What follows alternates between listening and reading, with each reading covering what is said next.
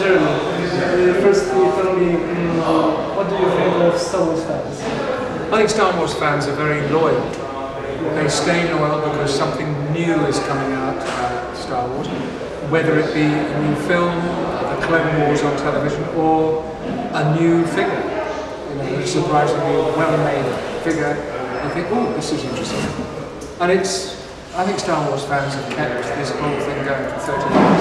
And what do you think about this event, Polcon 2009? Will it be a good promotion to Star Wars for people who don't know it? Yes, I think my feeling is I've been to many countries around the world, and it's the first time I've been to Poland, and it's, I think, quite new. I mean, there was Polcon last year. This is Polcon. It's not just Star Wars. It's lots of other sci-fi books and cartoons, etc. And this is interesting. It's you learn to adapt to different shows. Some shows can be and thousands of people going into an arena.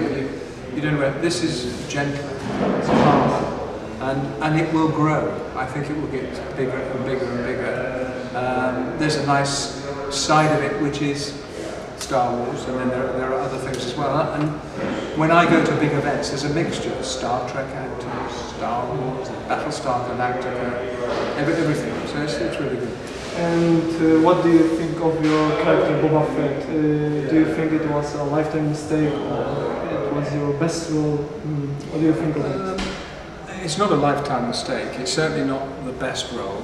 It's the smallest role I've ever played. So that sounds funny, but I'm more known for that small part than anything else I've done. Also Captain Polcon. And yes, Captain. Yeah. But I don't mind. You know, it's the only part I've ever played where I've covered my face.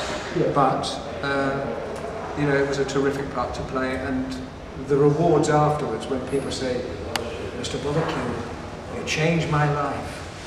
I was just wandering around, didn't know what I was going to do, and now because of Boba Fett, I'm a special effects artist," and that's incredible. You know, a lot of people have, because of George Lucas's dream, because of the Star Wars phenomenon, lots of people have changed their jobs and are now doing makeup, they're acting, they're directing, and that's the future. Tell me, what's the most funniest thing you remembered about on Star Wars screen set? Empire Strikes Back, or No, I think the funniest thing, although there aren't actual bloopers, well, probably a few. I think the funniest thing is to arrive on Jabba's palace. When you were in there, suddenly you saw people warming up, walking on their hands. I thought, what's going on? Then you see someone as the Gamorrean guard walking along. Jabba the Hutt, for the first time I saw this big, huge toad-like thing. And I looked around and I said, what am I doing involved with this? But then I thought, well, I'm wearing a funny costume as well. It was just all the different people, puppeteers, using with the hand, doing this, and just all the different characters, amazing. Yeah. Tell me, did you manage to know about something about Mandalorian culture or language? Would you like to know it, and why? At the beginning I didn't know I was a Mandalorian. I was shooting, I did the film, I had a page a day with what I was doing. Okay, that's fine, I'll do my job, go home. I was also in the theatre, which was amazing because I was doing 2 jobs at once.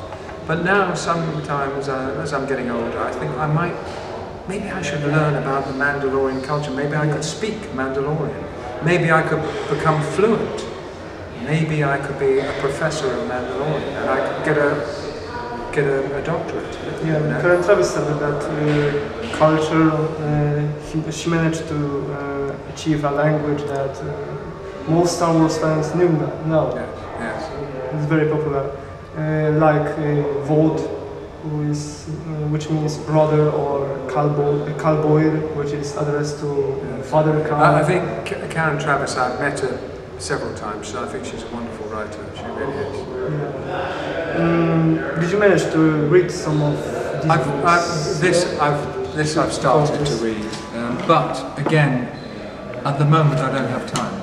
If I'm not here, I'm either working at home or I have 10 grandchildren, and so they're fairly, well, in fact, they're more important than anything. I see. Did you manage to know, maybe from press or from Star Wars sites, that Boba Fett returns in Legacy of the Force? Yes, you hear a lot of fans tell you, have you seen this? Like someone was saying, have you seen Robot Chicken? Only just. I mean, there's so many funny things you can download from the internet, all about Star Wars, about Boba Fett, and but I think I'm an extremely lucky actor. I've had a very good career for 50 years, and if I can come to visit different places like Poland, Czechoslovakia, but that wasn't for Star Wars, that was for work. You know, I've been very lucky.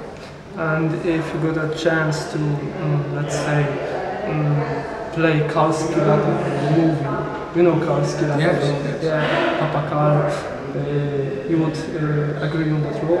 Oh yes, no, I'd love to do that. Yeah, he's a very interesting character because he's not as violent as his soldiers, his men, but he's like a father to them. Yeah. What else? Oh, yes. What do you think? What would be the future of Boba Fett? What would you maybe predict? If you follow the stories in episode 6, Boba Fett is down in the Sarlacc pit. He's probably still there, but he's got out. Yeah, he got out in the stories. He gets out, and he's too clever.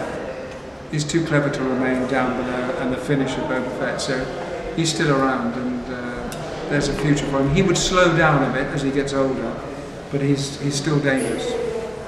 Okay, so in the end of our documentary, what would you say to all Star Wars fans? Maybe greet them or...